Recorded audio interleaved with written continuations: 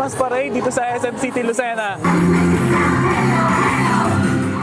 Alam mo yung pakiramdam na bigla ka na lang tinamaan ng Pasko? Hindi dahil sa regalo, hindi dahil sa sale, kundi dahil sa saya ng mga tao sa paligid mo. Ito ang Grand Magical Christmas Parade ng SM Super Malls. Tuwing Christmas season, dinadala ito sa iba't ibang SM Malls sa buong Pilipinas para iparamdam na ang Pasko. Hindi lang pinupuntahan, kundi nararanasan. Dito sa SM City Lucena, isang ordinaryong mall day, biglang naging isang Christmas memory. Bago pa man magsimula, excited na ang lahat? Ako rin? At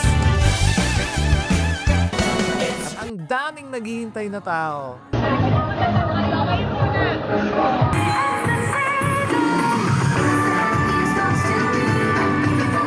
Well, let's not wait any longer. Yes, sir! All right, ladies and gentlemen, boys and girls, it's back! The SM Supermalls Grand Magical Christmas Parade! Let's count down together in 10, 9, 8, 7,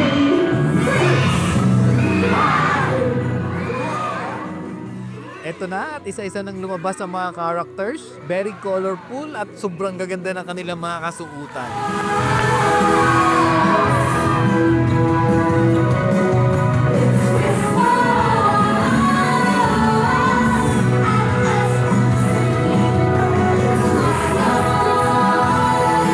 Merong mga Santa Claus na beers na sobrang nakakatuwang panuorin.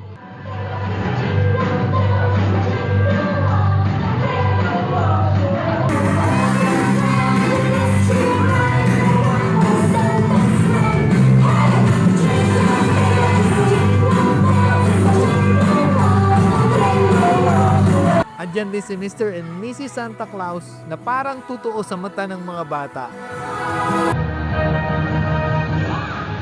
Yung elves, puro saya at kulitan.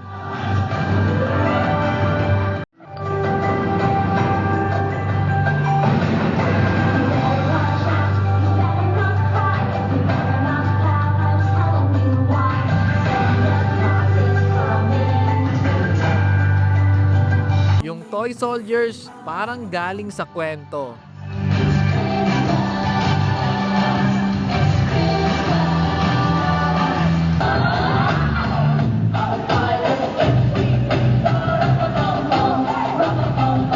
Yung mga prince at princesses, dahilan ng kilig at paghanga.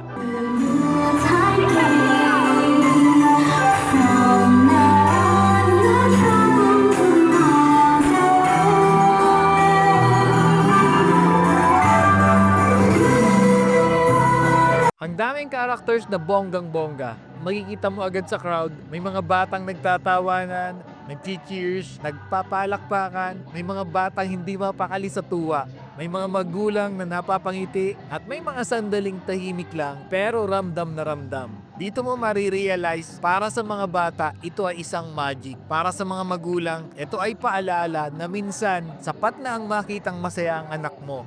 Kasunod ng musical show ang pagparada sa loob ng mall na pinagkaguluhan ng mga tao, bata, matanda, lahat na.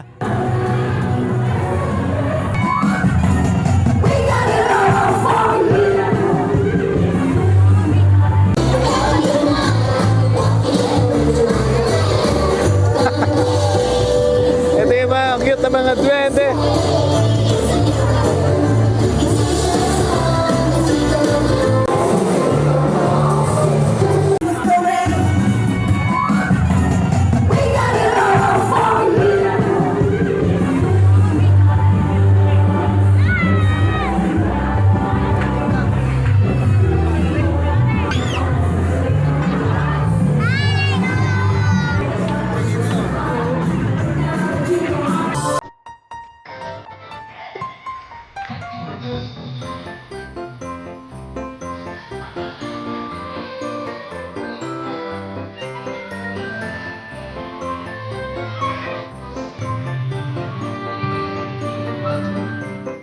Sa huling bahagi ng show, sinama na sa sayaw ang mga manonood, lalo na yung mga bata. Nakakatuwang panuorin, sobrang enjoy talaga.